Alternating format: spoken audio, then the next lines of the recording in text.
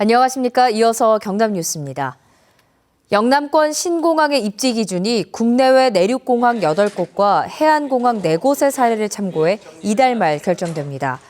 국토교통부는 신공항 입지 기준을 정하는 데 참고 사례로 제시된 12개 공항 가운데 내륙 입지형 공항은 브란덴부르크, 서부 시드니 등 8곳이고 해안 입지형은 인천, 간사이 등 4곳이라고 밝혔습니다.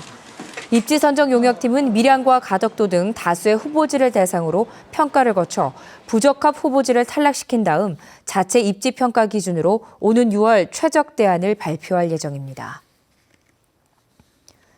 급식 지원 범위를 논의하는 경남시장군수협의회가 내일 경남도청에서 열립니다. 경상남도는 지난달 경남교육청과의 6차 실무협의 이후 시장군수협의회를 열어 지원 범위에 대한 의견을 수렴한 뒤 입장을 정리하겠다고 밝힌 바 있어 내일 회의에서 어떤 의견이 모일지 관심입니다. 한편 경남교육청은 전체 식품비의 50%인 622억 원을 지원하지 않으면 지원을 받지 않겠다는 입장을 내놓고 있습니다. 민주노총 경남본부가 주관하는 4.13 총선 창원 성산 선거구의 진보 후보 단일화 경선 투표가 내일부터 시작됩니다. 민노총 경남본부는 내일부터 오는 19일까지 닷새 동안 노회찬 전 정의당 의원과 손석형 전 경남도 의원 등 2명을 대상으로 민노총 조합원 2만 3천여 명의 직접 투표를 진행합니다. 민노총은 조합원 투표 결과를 토대로 오는 24일 단일 후보를 확정할 계획입니다. 민노총은 노동자 유권자가 상대적으로 많은 창원 성산을 이번 4.13 총선의 전략지로 선택했습니다. 영화 암살을 통해 재조명된 약산 김원봉 선생의 고향인 밀양에 항일운동을 기념하는 거리가 조성됐습니다. 선조들의 항일 활동을 되새기는 역사 교육 현장이 되고 있습니다. 김준원 기자입니다. 김구, 김원봉 둘이 합작을 해서 경성에서 암살 작전을 벌인다. 대한독립 만세 해봅시다. 대한독립 만세! 약산 김원봉 선생 등 밀양 지역 독립운동가를 기념하는 거리가 조성됐습니다. 김원봉 선생과 의열단의 항일운동을 그린 벽화와 경남 최초의 만세운동인 3.13 운동을 상징하는 태극기 조형물이 설치됐습니다. 다양한 작품들을 감상하며 학생들은 고향의 독립운동가와 항일 역사를 배워나갑니다. 이 길을 걸어 다니면서 이 벽화에 그려진 그림들을 보고 밀양이 이제 이 독립운동가들이 엄청 많이 살았구나라는 생각이 들었어요.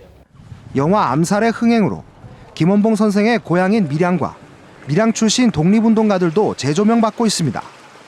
경남 최초의 만세운동을 이끌었던 석정 윤세주 선생 등 밀양 출신 독립운동가는 모두 69명. 김원봉 선생님 생가와 3.13 만세운동을 주도하신 윤세주 열사님의 생가가 바로 이곳에 있습니다. 그래서 이곳은 독립운동의 성지라고 볼 수 있습니다. 일제강점기 당시 어린 시절을 보냈던 노인들은 동양의 독립운동가들이 잊혀지지 않는 기억으로 남아 있습니다. 최서봉 씨 같은 사람은 폭탄 사건에 인류되어가지고 아주 훌륭한 분이 많이 생겼기 때문에 밀양의 한 사람으로서 상당히 자랑스럽고 고마운 일입니다. 밀양시는 김원봉 생가터를 중심으로 의열단 기념관과 테마공원을 조성하는 등 밀양을 독립운동의 본산으로 만들어 나갈 계획입니다. KBS 뉴스 김준원입니다. 경남 기능경기대회에 출전 참가자가 매년 줄어들고 있습니다. 산업인력공단 경남지사는 오는 4월 열리는 경남 기능경기대회에 41개 직종 480여 명이 신청해 지난해에 비해 50명, 9.3%가 줄었다고 밝혔습니다. 특히 지난 2012년 596명이 신청한 이후 올해 480여 명으로 최근 5년 연속 참가자가 감소한 것으로 나타났습니다. 산업인력공단은 학생들이 기능경기대회 준비보다 다른 취업 준비에 더 많은 관심이 있고 또 경기 침체 영향으로 직장인들의 참가도 줄어든 것으로 분석했습니다. 한국GM 창원 공장이 사내 하청업체 비정규직 근로자는 정규직이라는 항소심 판결에 불복해 대법원에 상고한 것으로 알려졌습니다.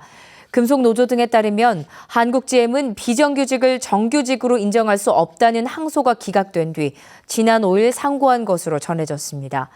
지난 2014년 한국GM 창원 공장에서 일하던 비정규직 근로자 5명은 정규직으로 인정해달라는 소송을 냈고 1심과 2심 재판부는 모두 정규직이 맞다는 판결을 내렸습니다.